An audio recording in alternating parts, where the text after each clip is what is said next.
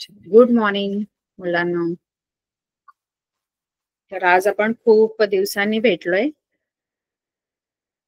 तर आपलं जे लास्ट टाइम झालं होतं ते आपलं लिनियर इक्वेशन आपण ग्राफ मेथड शिकलो होतो. लिनियर इक्वेशन सॉल्व्ह करण्यासाठीची दुसरी मेथड जी आहे ती आपण शिकलो होतो. आता आपण थर्ड मेथड शिकणार आहोत. Method for to solve linear equation, simultaneous equation किंवा linear equation in two variable.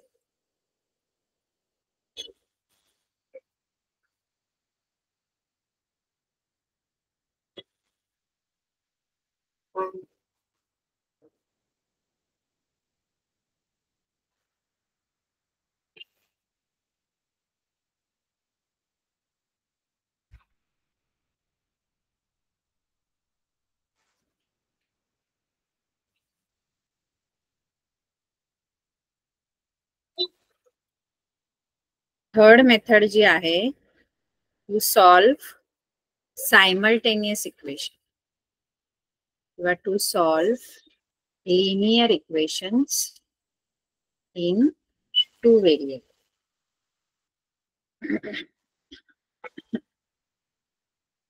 This is our third method. तीसरी मेथड है, that is determinant method. This is determinant method or Cramer's rule. एक Swiss mathematician आहे Gabriel Cramer.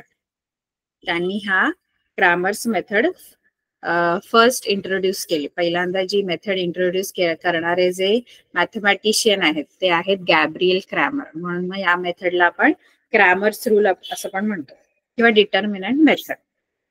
तर determinant method किंवा Cramer's rule हे आपण linear equation in two variable solve करण्यासाठी use करतो. याच्यामध्ये काय करायचं नाही तर याच्यामध्ये डिटर्मिनंट फाइंड आउट करायचं. आपल्याला इक्वेशनचे डिटर्मिनंट फाइंड आउट करायचं.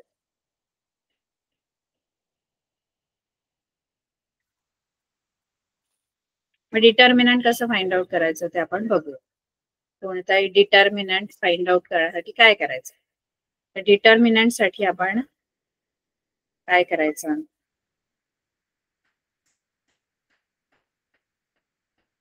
डिटर्मिनंट म्हणजे काय ते आधी आपण बघू.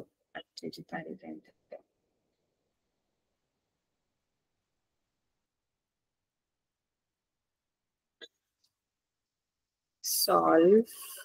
to solve linear equations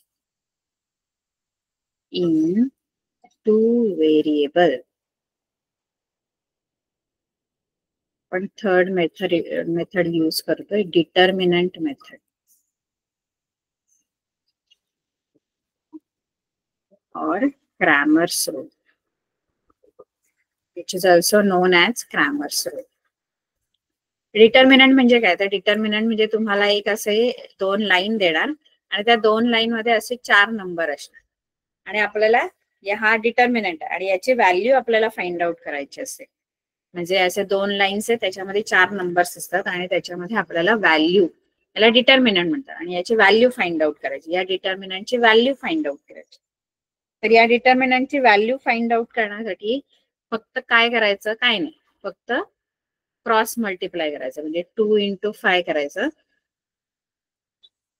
पहिलं असं मल्टिप्लिकेशन आणि नंतर असं मल्टिप्लिकेशन आणि मध्ये सबट्रॅक्शन करायचं. -4 into 3 म्हणजे 2 into 5 -4 into 3. तर 2 into 5 जर आपण केलं तर 2 5 = 10 -4 3 = 12. 10 - 12. आता 10 - 12 आपण रूल वापरायचे ऍडिशन सबट्रॅक्शनचे. आपण जे इंटिजर्स ऍडिशन सबट्रॅक्शनचे रूल आहेत. म्हणजे सेम साईन असेल तर ऍडिशन करतो आणि डिफरंट साईन असेल तर सबट्रॅक्शन करतो. मग या दोघांची साईन वेगवेगळी आहे, जी प्लस याची मायनस आहे. मग यांचं सबट्रॅक्शन होईल. 2 आन्सर येईल आणि मोठ्या नंबरची साईन देतो आपण आन्सरला, म्हणजे -2 आन्सर येईल. म्हणजे हा जो डिटर्मिनंट आहे त्याची व्हॅल्यू किती आली, त्याची व्हॅल्यू आली -2. हा डिटर्मिनंट 2 3 4 5 हा जो डिटर्मिनंट आहे त्याची व्हॅल्यू -2 आलेली. आता आपण आणखी काही उदाहरणं घेऊया, सम्स घेऊ. समजा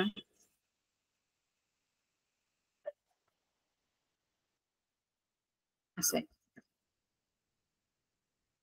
आपण डिटर्मिनंट, आता याची व्हॅल्यू फाइंड आउट करायची आहे, तर क्रॉस मल्टिप्लाय म्हणजे -5 इंटू -3 यांचं मल्टिप्लिकेशन, मायनस मध्ये मायनस असं घेणार 2 इंटू -1 असं multiplication, cross multiplication -5 into -3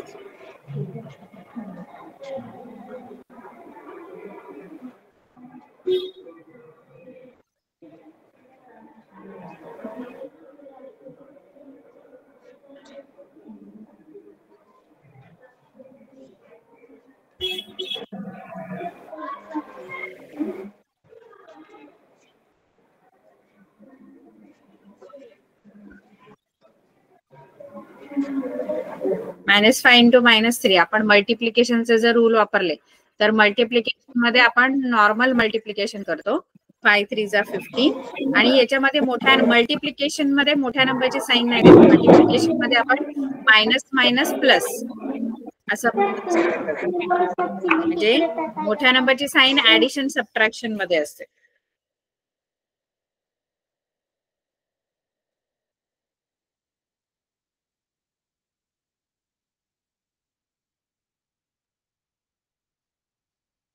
multiplication मध्ये आपण नॉर्मल मल्टिप्लिकेशन करतो आणि साईन देताना दोघांची साईन मिळून, ऍडिशन सबट्रॅक्शन मध्ये जसं आपण मोठ्या नंबरची साईन देतो तसं मल्टिप्लिकेशन मध्ये मोठ्या नंबरची साईन नाही देत. मल्टिप्लिकेशन मध्ये दोन्ही साईन मिळून जी साईन बनते, जसं मायनस आणि मायनसचं मल्टिप्लिकेशन प्लस असतं, प्लस आणि प्लसचं मल्टिप्लिकेशन प्लस असतं, आणि एक प्लस असेल एक मायनस असेल तर मल्टिप्लिकेशन मायनस आहे. इथे दोन्ही पण मायनस मायनस आहेत म्हणून मायनस मायनसचं मल्टिप्लिकेशन प्लस येतं. हे मल्टिप्लिकेशनचे साईनचे रूल आहे. ऍडिशन सबट्रॅक्शन मध्ये आपण मोठ्या नंबरचं साईन देतो नेहमी, पण मल्टिप्लिकेशन मध्ये मोठ्या नंबरचं साईन नाही, दोन साईन मिळून जी साईन बनते ती आपण देतो. तर मायनस मायनस आता प्लस, इथे 15 होणार, हे प्लस 15 होणार, मायनस आता हा 2 इंटू -1 आहे, 2 1 जा 2 येणार, पण हा प्लस आहे हा मायनस आहे, प्लस मायनस मायनस येतं मल्टिप्लिकेशन मध्ये. मोठ्या नंबरची साईन नाही द्यायची, दोघांची मिळून जी बनेल ती मल्टिप्लिकेशन मध्ये साईन द्यायची. 2 1 जा 2 आणि प्लस मायनस मायनस.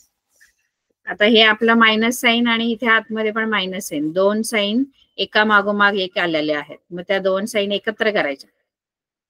म्हणजे ही मायनस आहे आणि ही पण मायनस आहे, एका मागोमाग एक आलेले आहेत ना, मग त्या एकत्र करायच्या.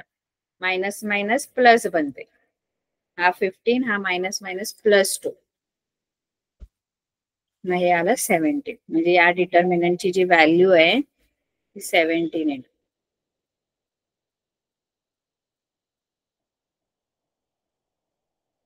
आणखी आपण काही समजू.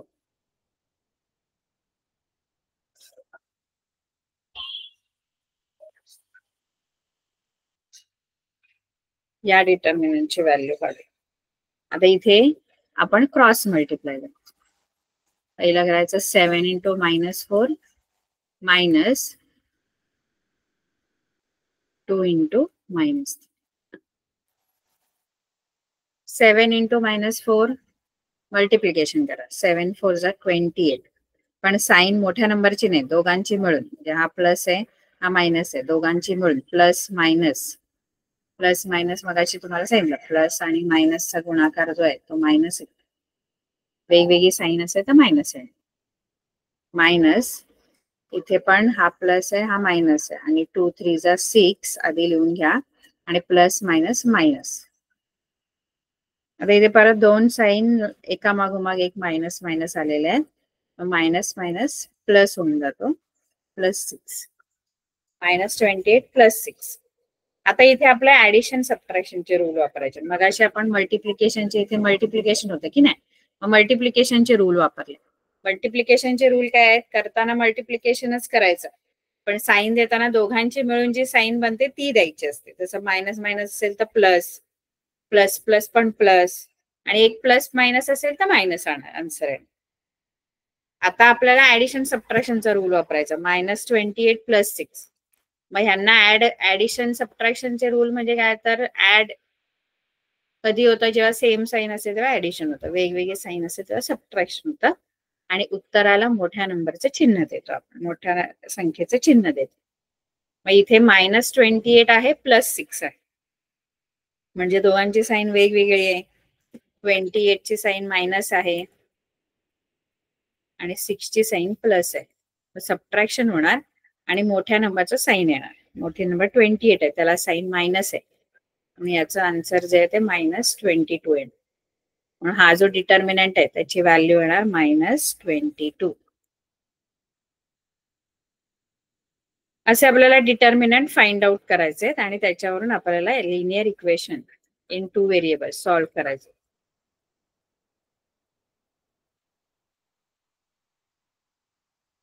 तर आपण कसं सॉल्व्ह करायचं, आता हे डिटर्मिनंट आपण फाइंड आउट केलं.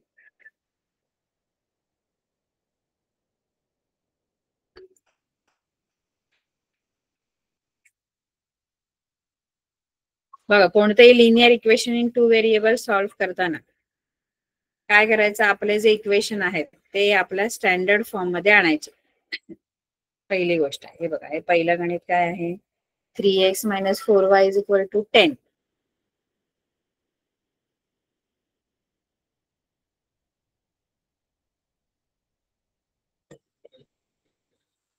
3x - 4y = 10 हे पहिलं इक्वेशन आहे तुमचं, आणि दोन इक्वेशन असतात की ना आपल्याकडे, आणि दुसरं इक्वेशन 4x + 3y = 5.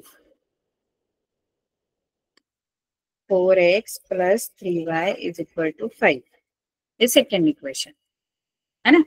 आता हे दोन्ही इक्वेशन आपल्या स्टँडर्ड फॉर्म मध्ये आहेत. आपला स्टँडर्ड फॉर्म काय आहे की x आणि y चा टर्म लेफ्ट साइडला, आणि जो कॉन्स्टंट टर्म आहे ज्याच्याबरोबर व्हेरिएबल नाहीये तो राईट साइडला असतो.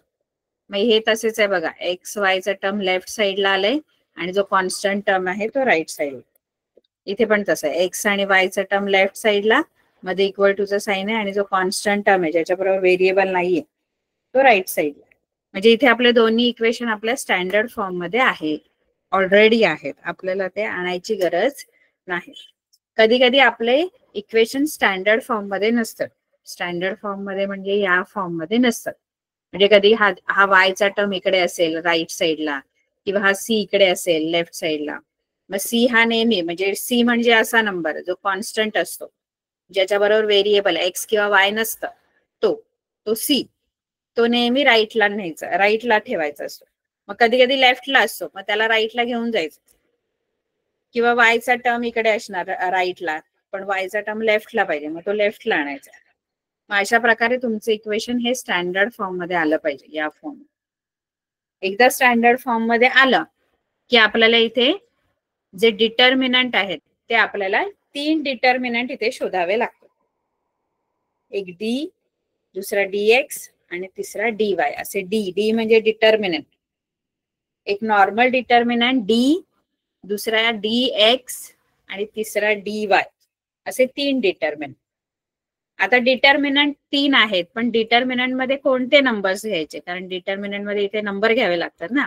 मग आपण त्याची क्रॉस मल्टिप्लाय करून व्हॅल्यू काढतो है ना. मग डी, दुसरा आहे dx आणि तिसरा आहे dy.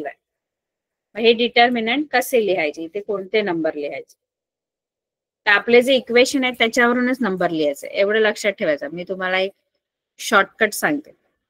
म्हणजे आता हे एक्स चे जे कोइफिशियंट आहेत हे 3 आणि 4, एक्स चे कोइफिशियंट, याला आपण 1 पकडू, म्हणजे पहिले कोइफिशियंट हे 3, 4. त्यानंतर y चे कोइफिशियंट जे आहेत -4 आणि +3 विथ साइन घ्यायच्या. जसं y चा कोइफिशियंट इथे -4 आहे आणि हे 3, याला नंबर 2 देऊया. हे -4 +3, आणि हे जे इकडे नंबर आहेत ते 3. तर डिटर्मिनंट लक्षात कसं ठेवायचं, डिटर्मिनंट साठी एक असा सिक्वेन्स लक्षात ठेवायचा, 12, 32 आणि 13. 12, 32, 13. म्हणजे डी मध्ये तुम्हाला, डी जो आहे तिथे तुम्हाला 12 घ्यायचंय, dx साठी 32 घ्यायचंय, आणि dy साठी 13 घ्यायचंय. आता 12, 32, 13 म्हणजे काय? तर 12 बघा, 12 म्हणजे 1 आणि 2. म्हणजे इथे 1 आणि 2 हे नंबर्स घ्यायचे, 1 च्या लाईन मधले आणि दुसऱ्या लाईन मधले. तर 1 च्या लाईन मध्ये 3, 4 आहे आणि 2 लाईन मध्ये -4, 3 आहे. हा डी झाला तुमचा. त्यानंतर डीएक्स साठी काय घ्यायचंय? डीएक्स साठी 32 घ्यायचं. 32 म्हणजे 3 आणि 2. तर पहिलं 3 घ्यायचं, 10, 5 आणि नंतर मग 2, 32 -4, 3. हा तुमचा डीएक्स आहे. आणि डीवाय साठी 13 लक्षात ठेवायचं. डीवाय साठी 13. आता 13 म्हणजे 1 आणि 3. तर 1 मध्ये 3, 4 आहे 1 च्या लाईन मध्ये आणि 3 च्या लाईन मध्ये 10, 5 आहे. 13 मध्ये 3,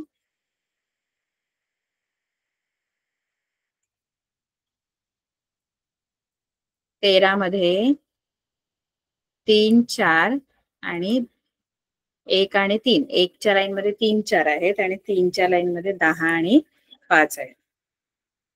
आता हे तिन्ही डिटर्मिनंट मला मिळाले. 12, 32, 13 लक्षात ठेवायचा नंबर. 12, 32, 13.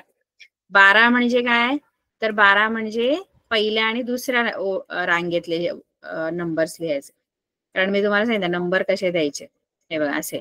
हा एक या रांगेतली ही पहिली रांग, ही दुसरी रांग आणि ही तिसरी रांग. 12 म्हणजे पहिली आणि दुसरी घ्यायची. 1, 2. फर्स्ट रो मध्ये, फर्स्ट लाईन मध्ये 3, 4 आहे. सेकंड लाईन मध्ये -4, 3 आहे. आता यांना क्रॉस मल्टिप्लाय करायचं. 12, 32, 13 लक्षात ठेवायचं. 12, 32, 13 सगळ्या क्रॅमर्स रूल साठी हा नंबर लक्षात ठेवायचा. मग इथे क्रॉस मल्टिप्लाय करायचं. 3, 3 जा 9.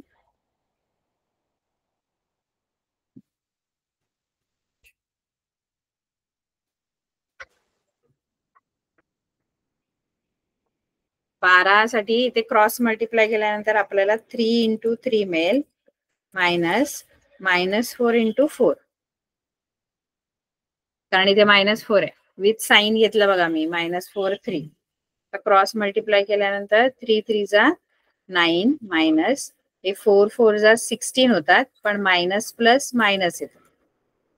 -16. 9 -16. आता मध्ये मायनस मायनस आहेत ते प्लस होणार. कारण हे दोन लागोपाठ मायनस मायनस साइनच आहेत, ते प्लस करायचे आणि मिळणार तुमचं 25. म्हणजे तुमचा जो डी आहे ते आलं 25. D is equal to 25. आता ही तुमची डी हा डिटर्मिनंट शोधून झालेला आहे. डी मध्ये आपण 12 म्हणजे पहिल्या रांगेतले आणि दुसऱ्या रांगेतले असे घेतले. डीएक्स साठी मी 32 घेतलेले. 32 म्हणजे तिसऱ्या रांगेतले हे आणि दुसऱ्या रांगेतले. तिथे पण क्रॉस मल्टिप्लाय करून डिटर्मिनंटची व्हॅल्यू काढायची. 10 × 3 -4 × 5. 10 × 3 क्रॉस मल्टिप्लाय. मग 10 × 3 30 होणार. मायनस इथे 4, 5 जा 20 आणि मायनस आणि हा प्लस आहे. मायनस प्लस मायनस वेगवेगळी साइन असेल. मायनस प्लस किंवा प्लस मायनस. मल्टिप्लिकेशन मध्ये plus minus minus, minus plus पण मायनसच असतो.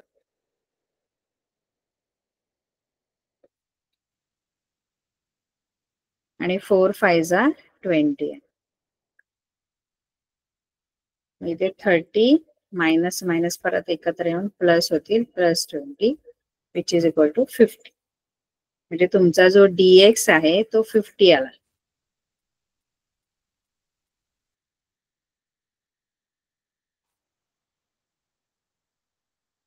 डीएक्स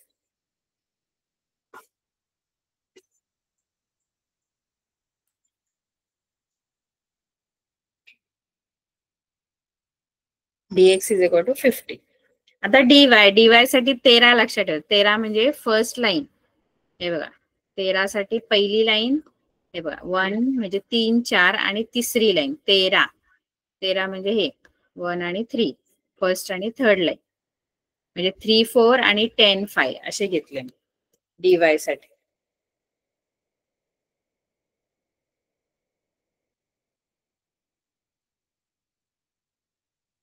आता क्रॉस मल्टिप्लाय.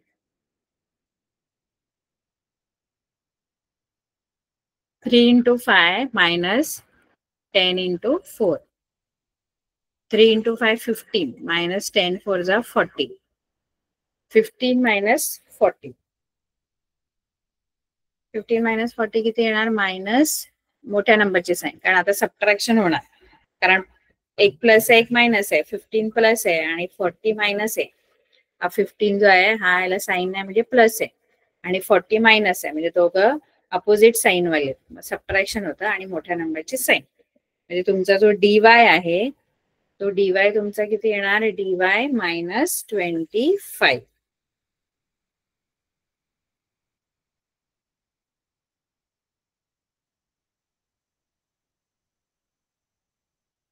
म्हणजे तुम्हाला 3 डिटर्मिनंट आता इथे मिळालेले आहेत. एक आहे डी जो आपण 12 ने काढला, असा ही पहिली लाईन आणि दुसरी लाईन 12 घेतली म्हणजे 3 4 आणि -4 3 असं. हा -4 हा 3 इथे. आणि मग क्रॉस मल्टिप्लाय जसं आपण डिटर्मिनंट काढण्यासाठी करतो तसंच मी केलं. मग डी मला इथे मिळाला, डी 25 मिळालेला आहे, dx 50 मिळालेला आहे आणि dy -25.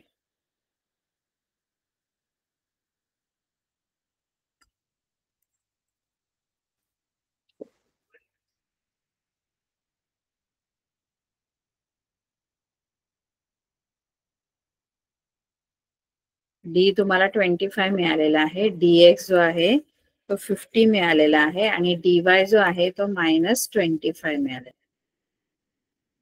आता हे डिटर्मिनंट मिळाले पण मला x आणि y ची व्हॅल्यू पाहिजे ना, तर माझं सॉल्व्ह झालं क्वेश्चन. मग x ची व्हॅल्यू x आणि y ची व्हॅल्यू फाइंड आउट करण्यासाठी एक फॉर्म्युला आहे. x जो आहे तो डायरेक्ट तुम्हाला कसा मिळणार? dx अपॉन d आणि y जो आहे तो कसा मिळणार? dy upon d. तर dx जो आहे तो आहे 50 आणि d जो आहे तो 25. इथे dy जो आहे तो -25 आणि d जो आहे तो 25. हे दोन्ही पण 25 च्या टेबल मध्ये येतात. 25 1 जा 25, 25 2 जा 50. हे 2 आन्सर आलं. इथे 25 1 जा 25, 25 1 जा 25 म्हणजे मायनस. म्हणजे x ची जी व्हॅल्यू आहे, x जो आहे तो dx divided by d, dx upon d. dx आपण 50 काढलेला आहे आणि d जो डिटर्मिनंट आहे त्याचा आन्सर 25 आलं होतं. बघा अशी आपण काढली. त्याच व्हॅल्यू ह्याच्या फक्त डिव्हिजन करायचं, dx अपॉन d आणि dy upon d.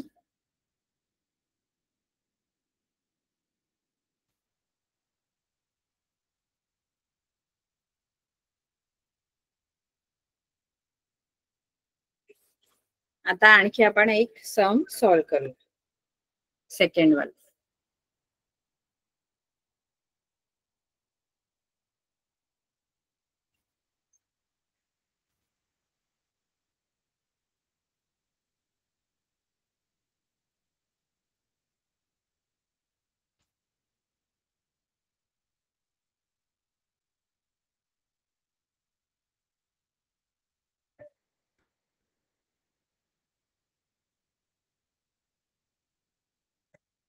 Four x plus 3y minus 4 is equal to 0. 4x plus 3y minus 4 is equal to 0. आणि दुसरे इक्वेशन आहे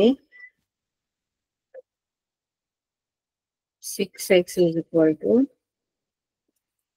8 मायनस 5y.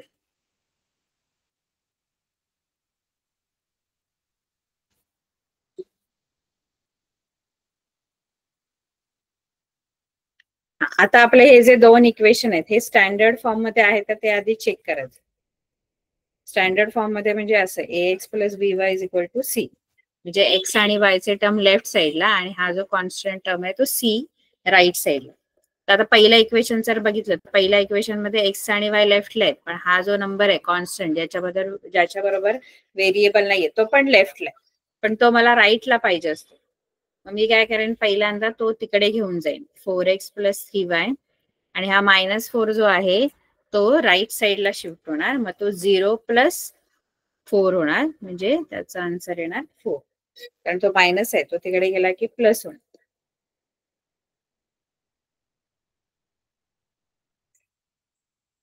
हा -4 जो आहे तो तिकडे गेला, मग हे तुमचं पहिलं इक्वेशन फर्स्ट.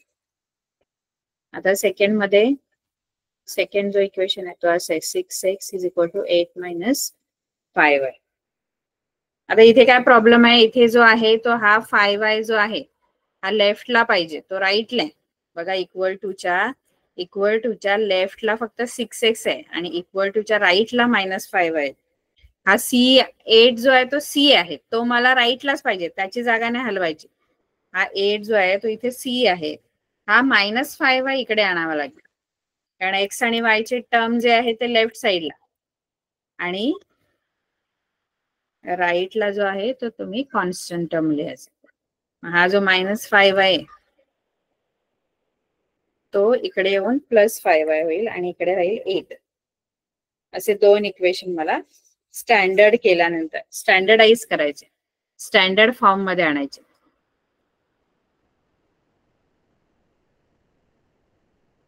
आता एका खाली क्रॅमर्स रूलने सोडवताना एका खाली एक इक्वेशन अरेंज करायचे बरोबर.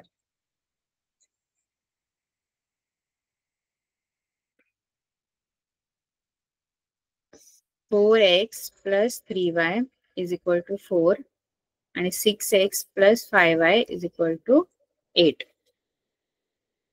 आता तुम्हाला मी एक नंबर लक्षात ठेवायला सांगितलेला, कोणता नंबर? 12, 32, 13.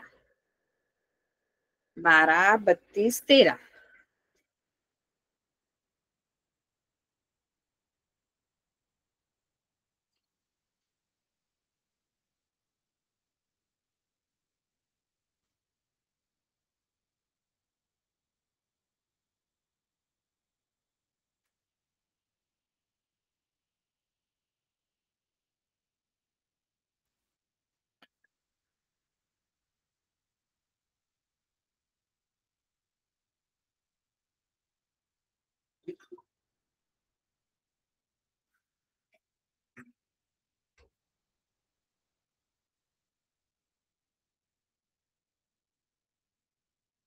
तुमचं फर्स्ट इक्वेशन हे सेकंड.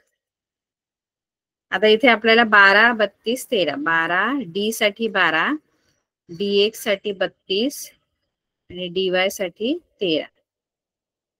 12, 32, 13. dx साठी आणि dy साठी नंबर 13. मग डी साठी 12. 12 म्हणजे काय, तर इथे नंबर लाईन ना नंबर द्यायचे. ही जी एक्स ची लाईन आहे, एक्स वाले जे कोइफिशियंट आहेत ते एक लाईन पकडायचे, त्यानंतर वाय चे जे कोइफिशियंट आहेत ते 2, आणि जे कॉन्स्टंट टर्म आहेत ती लाईन जी आहे ती 3 नंबरची. पहिला जो डिटर्मिनंट डी आहे तो डी डिटर्मिनंट साठी 1, 2 असे काय करायचे नंबर्स इथे लिहायचे डिटर्मिनंट मध्ये. 1, 2 म्हणजे काय, तर 1 म्हणजे या लाईन मधले, पहिल्या लाईन मध्ये 4, 6, आणि 2 मध्ये दुसऱ्या लाईन मधले म्हणजे 3 and 5. आता याची व्हॅल्यू काढूया. याची व्हॅल्यू काढण्यासाठी क्रॉस मल्टिप्लाय, 4 × 5 मध्ये सबट्रॅक्शन करायचं, 3 × 6. 4 5 जा 20 येतात, -3 6 जा 18.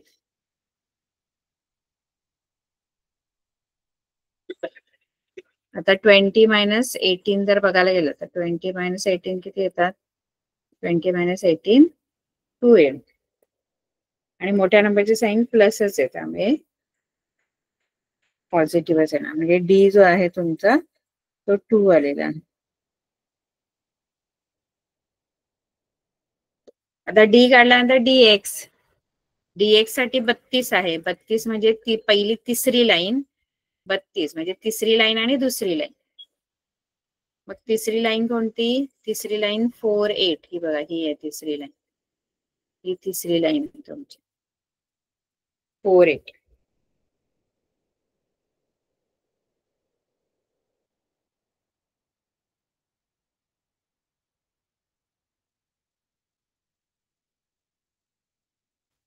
4/8 आपल्याला 32 घ्यायचंय. 32 मध्ये 3 आणि 2, 3 आणि 2, तिसरी लाईन 4/8 आहे आणि दुसरी लाईन 3/5 आहे. ते इथे घ्यायचं.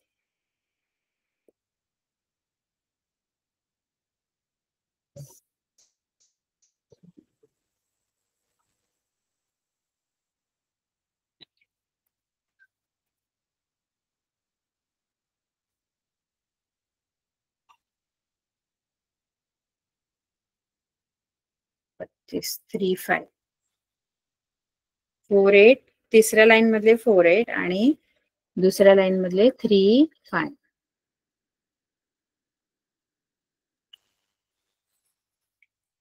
आता क्रॉस मल्टिप्लाय. 3 × 8 मायनस 4 × 5. 3 × 8 24 येणार आणि 4 × 5 20 आहे. 24 मधून 20 गेले 4, म्हणजे जो dx आहे तो 4 येणार. आता dy साठी आपण 13 म्हणजे काय? 13 म्हणजे पहिली लाईन आणि तिसरी लाईन. हे बघा 13, हा बघा पहिली लाईन, ही पहिली पूर्ण लाईन. हे आपण क्रॅमर्स रूल साठी घेतोय. पहिली लाईन आणि तिसरी लाईन 4 6 4 8 4 6 4 8. तर तुम्हाला dy मिळेल.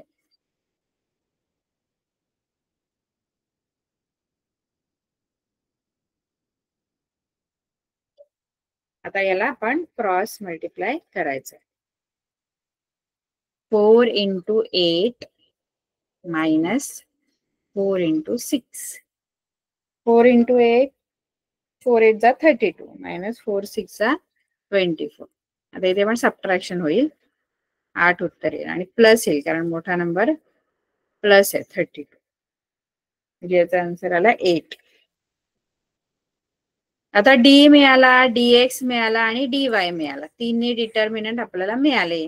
आता तिन्ही डिटर्मिनंट मिळाल्यानंतर तुम्ही ते डिटर्मिनंट फॉर्म्युला मध्ये टाकायचं. आपला x आणि y चा फॉर्म्युला आहे शेवटचा.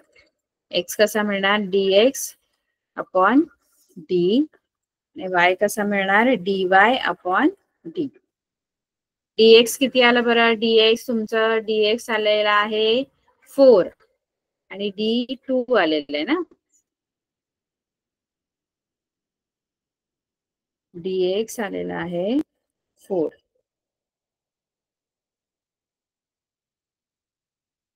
dx 4 आणि d किती आलाय आपला? d 2 आलेला आहे.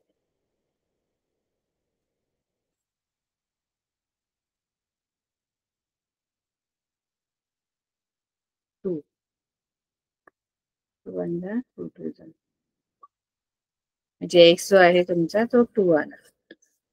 तर y जो आहे तो dy अपॉन d, dy परत 8 आलेला आहे आणि हा d 2 आहे. 2 1 जा 2 2 4 जा 8. 4 आन्सर y. म्हणजे तुमच्या समीकरणाचं जे सोल्युशन आहे 2,4 इज द सोल्युशन. म्हणजे 2 x ची व्हॅल्यू 2 आली आणि y ची 4 आली. x is equal to dx upon d and y is equal to dy upon d. dx dy आणि d काढणं गरजेचं आहे. d साठी 12, dx साठी 32, 32, 12, 32 अँड 13 असं लक्षात ठेवायचं. 12, d साठी 12, dx साठी 32 आणि dy साठी 13. हे तुमच्या फ्रेंड्सना पण सांगा, ही इझी मेथड आहे. d इज इक्वल d 12 म्हणजे पहिली लाईन आणि दुसरी लाईन, 3 लाईन असतात. First line, second line, third line कोइफिशियंटची. पहिली लाईन जी आहे ती एक्स चे कोइफिशियंट असतात, दुसरी लाईन आहे ती वाय चे कोइफिशियंट असतात आणि तिसरी लाईन जी राईट साइडला आहे ते असेच नंबर असतात, कॉन्स्टंट नंबर. आपण त्यांना नंबर दिले आणि त्याप्रमाणे डी पाहिजे तर 12 घ्यायचा, dx पाहिजे तर 32 घ्यायचा आणि dy पाहिजे तर 1. आणि मग नंतर x आणि y ची व्हॅल्यू dx अपॉन d आणि y ची व्हॅल्यू dy अपॉन. आणखी एक सम आपण घेऊ म्हणजे तुम्हाला एकदम व्यवस्थित लक्षात राहील.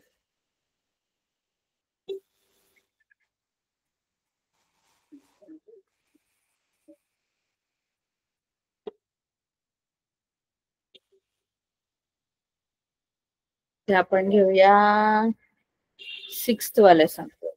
सगळ्यात याच्यातलं कठीण आहे, सोपं पण तुमच्यासाठी तुम्हाला वाटेल कठीण. 2x + 3y = 2 आणि लिहून दे.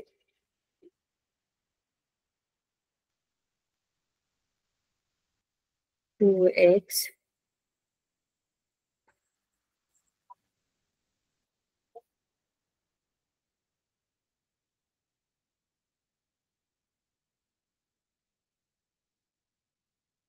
+ 3y = 2. 2x + 3y = 2. आणि दुसरा आहे x - y/2 = 1/2.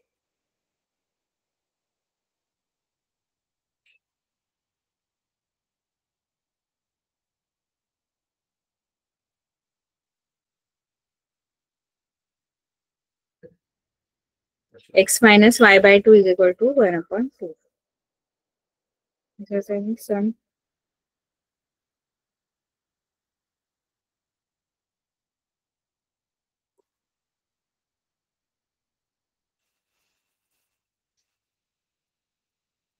आता हे सम सॉल्व करताना आपण काय करायचं, आपले जे इक्वेशन आहे ते स्टँडर्ड फॉर्म मध्ये आणायचे.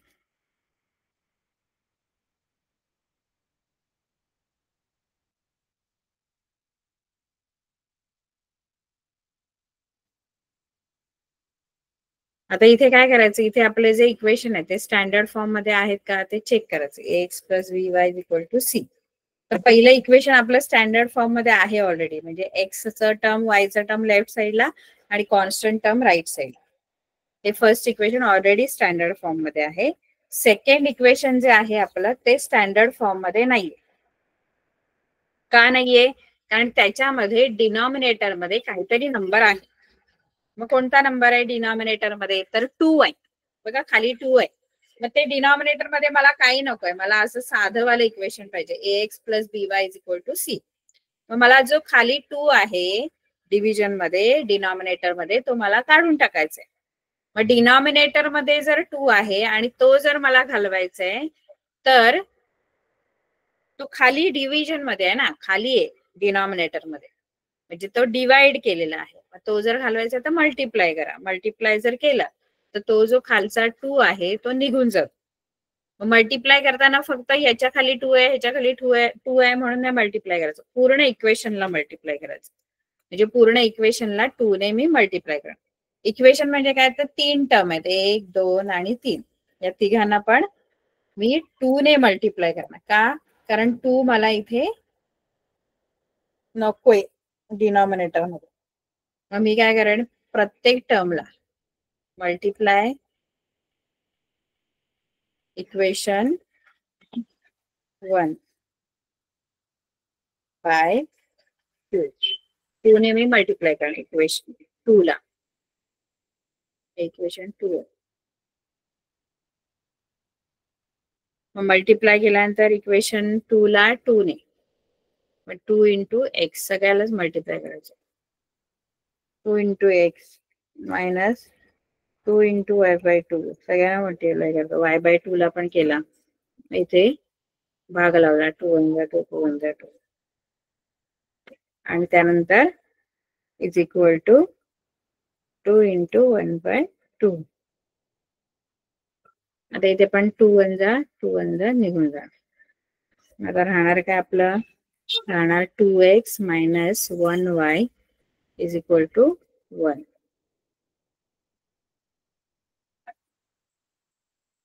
(2x - 1y = 1). आता हे आपलं आलेलं आहे या स्टँडर्ड फॉर्म मध्ये. आता मी 2 इक्वेशन जे माझे आहेत, हे फर्स्ट वाला मगाशी होतं ते, त्याला आपण काही नाही केलं, हे आहे तसंच आहे, कारण हे ऑलरेडी माझ्या स्टँडर्ड फॉर्म मध्ये. पण हे नव्हतं, सेकंड इक्वेशन नव्हतं, म्हणून मी ते स्टँडर्ड फॉर्म मध्ये आधी केलं. आता मी क्रॅमर्स रूल वापरणार इथे.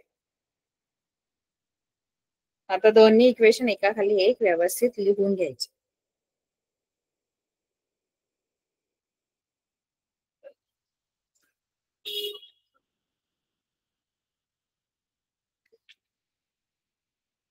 To x plus 3y is equal to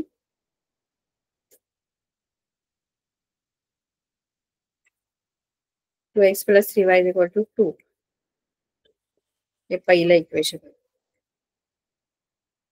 first equation. आणि सेकंड इक्वेशन माझ्याकडे 2x minus 1y is equal to 1. 2x plus 3y is equal to 2, 2x minus 1y is equal to 1. हे तुमचं second equation. आता आपण number देऊया. ही पहिली line, ही जी आहे ती दुसरी लाईन, आणि ही आहे तिसरी लाईन. कारण 12, 32 आणि 13 साठी मला हे नंबर लागणार आहे. आता 3 डिटर्मिनंट मी फाइंड आउट करणार. पहिला जो आहे तो आहे डी. मग डी साठी 12, डी साठी 12. 12 म्हणजे काय, तर 1 आणि 2. 1 आणि 2 म्हणजे पहिल्या लाईन मधले कोएफिशियंट आणि दुसऱ्या लाईन मधले कोएफिशियंट. म्हणजे 2, 2 आणि 3 कॉमा -1. 3 अपॉन 3 आणि -1. आता याची व्हॅल्यू करताना क्रॉस मल्टिप्लाय कर. 2 इंटू -1 मायनस 3 इंटू 2. 2 इंटू -1, 2 1 जा 2 आणि प्लस मायनस मायनस. मल्टिप्लिकेशन मध्ये प्लस मायनस मायनस आहे, -2. आणि मध्ये हे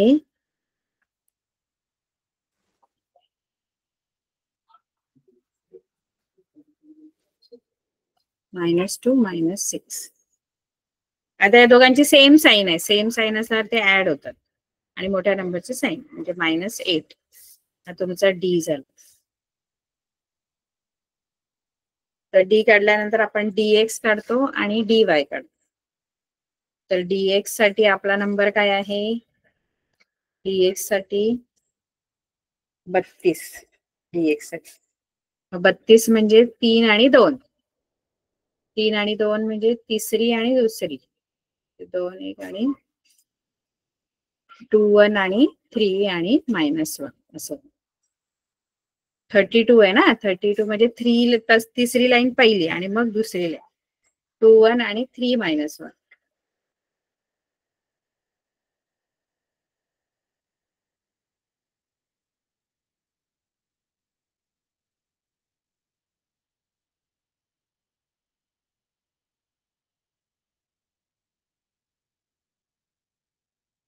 This 3 -1.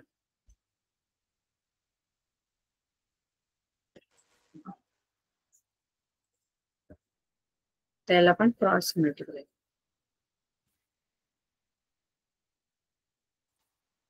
2 इंटू 3 मायनस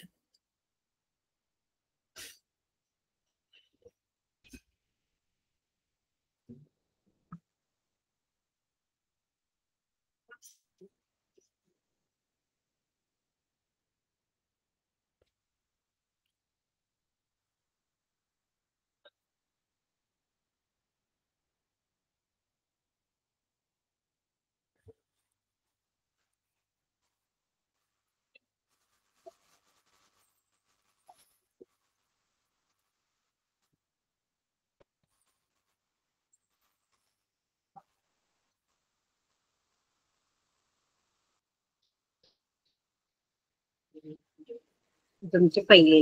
तर 32 साठी मी 2 1 आणि 3 -1. 2 1 आणि 3 -1.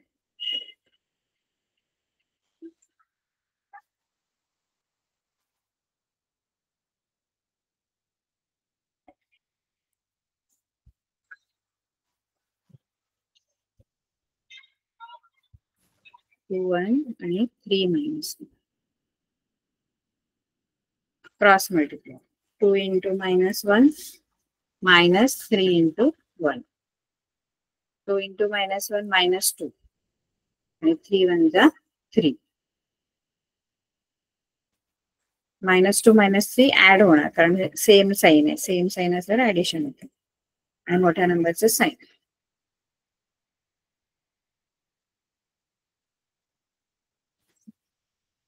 आता dy साठी आपण नंबर जो आहे तो आहे 13.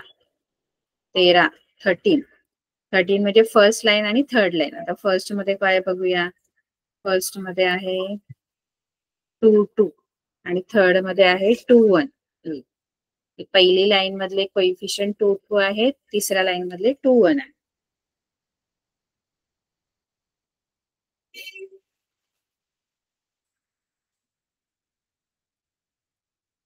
To two 2 1 cross multi 2 into 1 minus 2 into 2. 2 into 1 2 1 जा 2 minus 2 2 जा 4.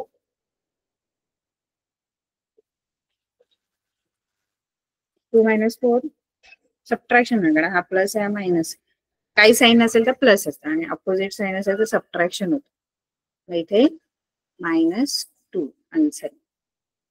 म्हणजे तुमचं d -8 dx -5 and dy -2 सगळे निगेटिव्ह आले.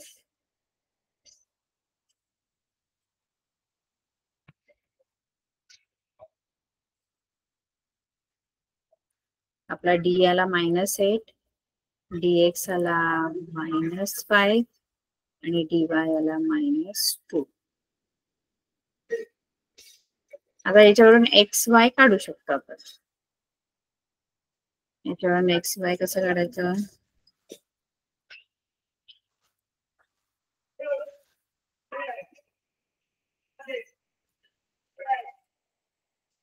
एक्स कसं काढायचं. एक्स जो आहे तो dx अपॉन dx. dx तुमचा -5 आहे -8. मायनस मायनस कट होणार आणि इथे काय भाग नाही जात त्यामुळे आहे तसंच ठेवणार. म्हणून तुमचा जो एक्स आहे तो 5/8 आहे. आणि वाय जो आहे वाय ची व्हॅल्यू जी आहे ती dy अपॉन डी आहे. y is equal to dy upon D. dy -2 -8 डी. मायनस मायनस कट होणार. 2 1 जा 2 2 4 जा 8 1/4. y तुमचा 1/4 म्हणजे x ची व्हॅल्यू आली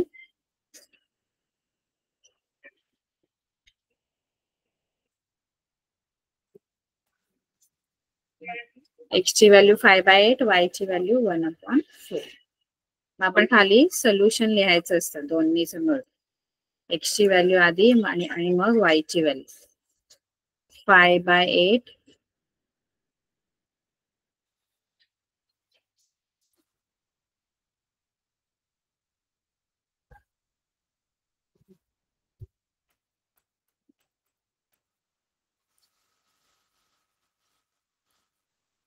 5/8 आणि 1/2 is the solution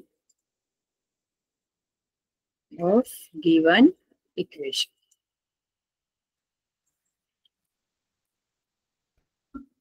असा आपला क्रॅमर्स रूल आहे. क्रॅमर्स रूल मध्ये आपल्याला 3 डिटर्मिनंट शोधायचे असतात. 3 डिटर्मिनंट. एक असतो डी, दुसरा dx आणि dy. 3 डिटर्मिनंट साठी आपला आधी जे इक्वेशन आहे ते स्टँडर्ड फॉर्म मध्ये आणायचं. स्टँडर्ड फॉर्म मध्ये आणल्यानंतर त्याला एक्सच्या कोइफिशियंटला 1 नंबर द्यायचा, वायच्या कोइफिशियंटला 2 नंबर द्यायचा आणि जे कॉन्स्टंट टर्म आहेत राईट साइडला उजव्या बाजूला त्याला 3 नंबर द्यायचा. 1 2 3 असे त्या कोइफिशियंटना आपण नंबर द्यायचा. आणि मग एक हे लक्षात ठेवायचं की डी dx आणि dy. डी 12 32 13 लक्षात ठेवायचं. डी जो आहे तो 12, dx जो आहे तो 32 आणि dy जो आहे तो 13. आणि त्याप्रमाणे ते कोइफिशियंट आपण घ्यायचे.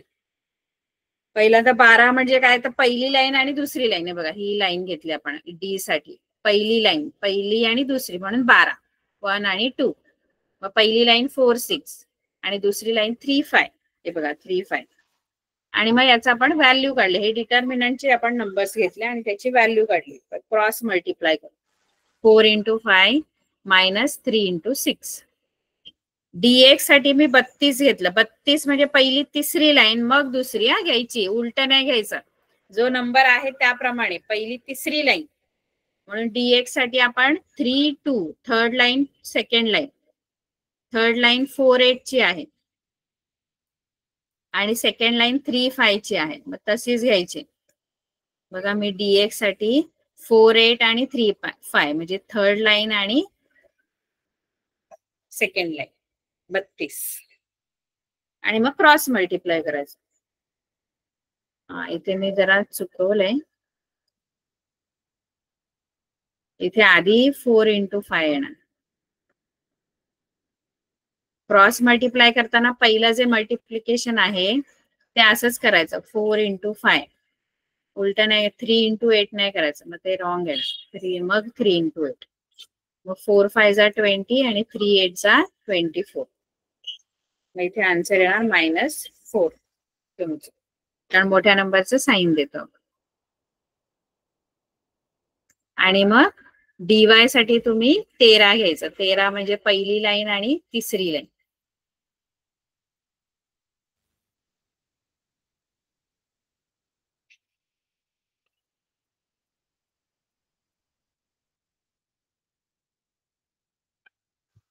तेरा म्हणजे पहिली आणि तिसरी. पहिली आणि तिसरी, पहिली तिसरी जी आहे ती लाईन तुम्ही घ्यायची. पहिली लाईन जी आहे ती बघा कोणती आहे, 4 6 ची लाईन आहे आणि इथे 4 8 तिसरी 13 आणि मग क्रॉस मल्टिप्लाय करून व्हॅल्यू काढायची. 4 8 जा 32 -4 6 जा 24.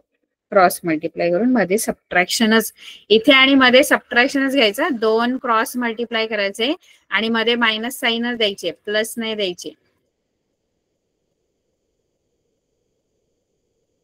इथे इथे इथे मायनस साईनच मध्ये क्रॉस मल्टिप्लाय केल्याने. असे आपण डिटर्मिनंटची व्हॅल्यू काढतो. असे 3 डिटर्मिनंट मिळाले आपल्याला. किंवा आपण एक्स आणि वाय ची व्हॅल्यू एक्स ची व्हॅल्यू जर पाहिजे तर dx अपॉन डी केला. हे बघा इथे dx dy लिहून झालं. kx जो आहे तो dx अपॉन डी आहे, विच इज -4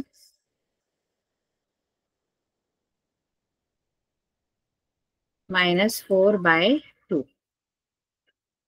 इथे 2 ने डिवाइड केला आपण. 2 1 जा 2 2 2 जा 4 ते -2 आन्सर येणार. आणि dy y ची व्हॅल्यू dy अपॉन डी म्हणजे 8/2. अशी आपण एक्स आणि वाय ची व्हॅल्यू काढली.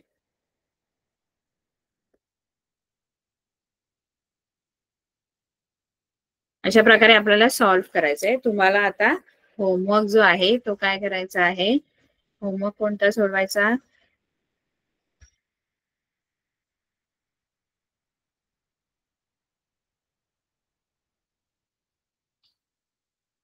होमवर्क साठी तुम्ही एक्सरसाइज प्रॅक्टिस सेट 1.3 हा सॉल्व्ह करायचा. 1.3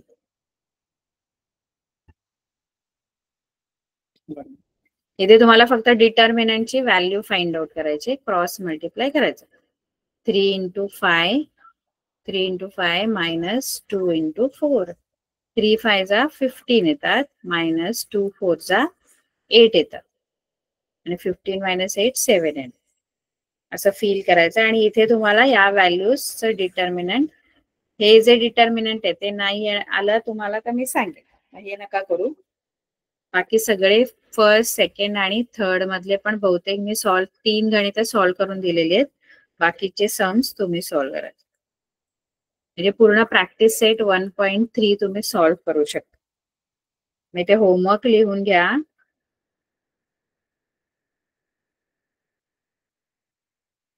होमवर्क जो आहे तो प्रॅक्टिस सेट सॉल्व्ह करायचं आपल्याला, पूर्ण प्रॅक्टिस सेट सॉल्व्ह करायचं. Solve practice set 1.3 1.3 practice set solve करायचं. ठीक आहे.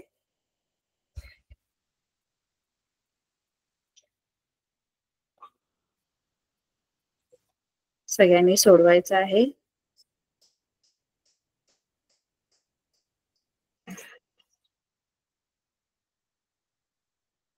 ठीक आहे. Good bye.